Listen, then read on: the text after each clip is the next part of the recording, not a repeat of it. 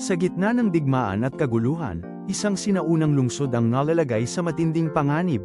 Ang mga pader nito ay tila bibigay na sa kapangyarihan ng kalaban, at ang takot ay lumalamon sa puso ng bawat mamamayan. Subalit sa loob ng lungsod na ito, may isang boses na magbabago ng lahat, isang matalinong babae ang lumantad, dala ang karunungan na galing sa Diyos. Sa kanyang mga salita, ipinahayag niya ang katotohanan na hindi dapat mawala ang isang lungsod na parang isang ina sa Israel. Sa ikalawang Samuel Kabanata 20, talata 11, sinasabi, dapat bang mawala ang isang lungsod na parang isang ina sa Israel?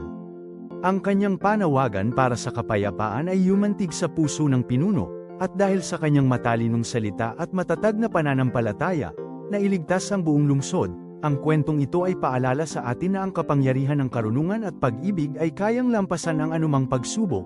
Humiling tayo sa Diyos ng ganitong karunungan upang ang ating mga salita ay magdala ng buhay at kapayapaan, hindi pagkasira. Naway ang bawat isa sa atin ay maging instrumento ng kanyang pag-ibig.